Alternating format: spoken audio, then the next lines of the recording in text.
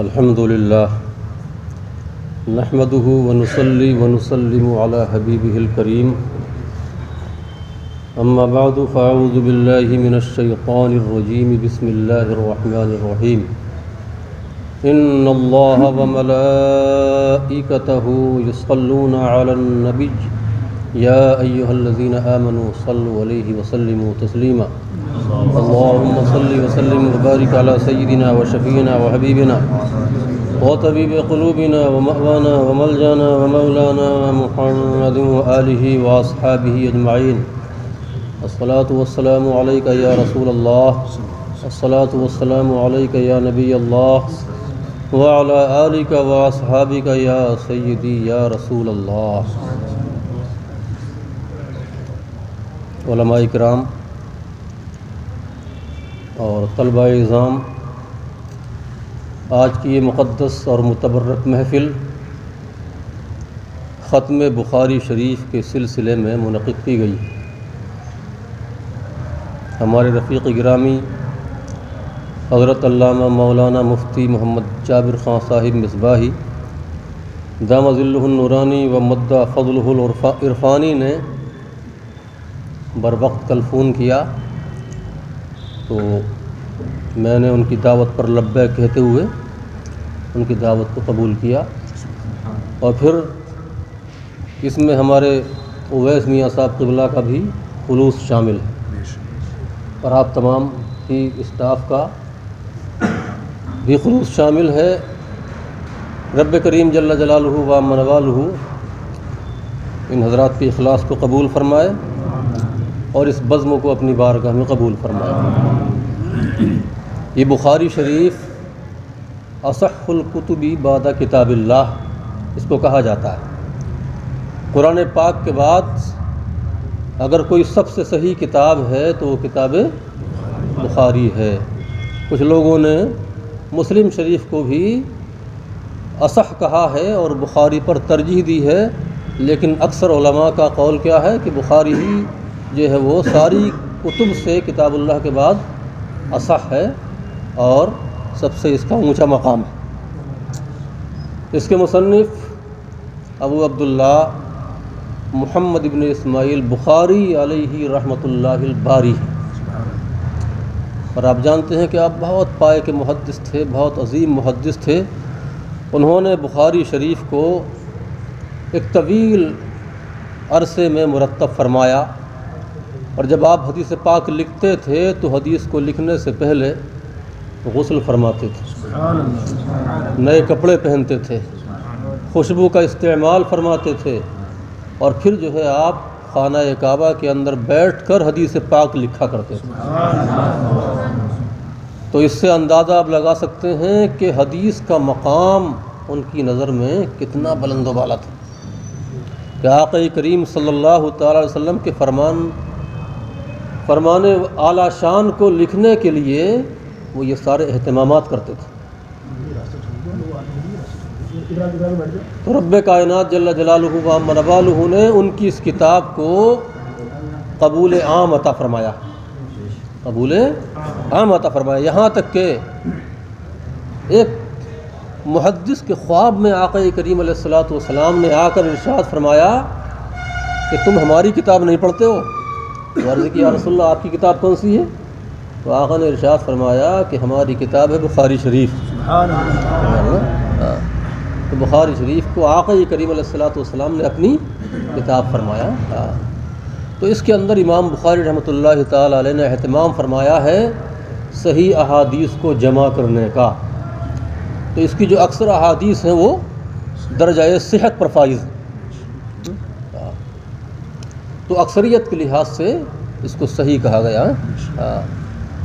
اور ہم اس کو بخاری شریف کے نام سے جانتے ہیں، لیکن اس کا اصل نام کیا ہے، وہ پورا نام کیا ہے، وہ آپ حضرات کو بتایا ہوگا اساتذہ کرام نے.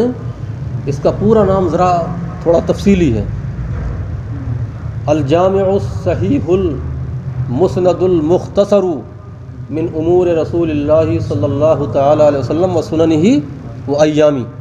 یہ پورا نام ہے بخاری شریف کا. بہت سے لوگ جو بخاری شریف کا حوالہ دیتے ہیں ان سے پورا نام پوچھو گے تو بتا نہیں پائیں گے وہ.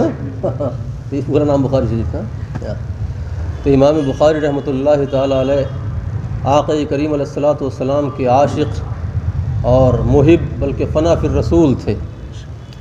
آپ نے عشق رسول میں ڈوب کر اس کو لکھا تو رب کائنات جل جلالہ و عم نوالہ نے آپ کو بھی دوام عطا فرما دیا اور آپ کے نشان کو انمٹ فرما دیا.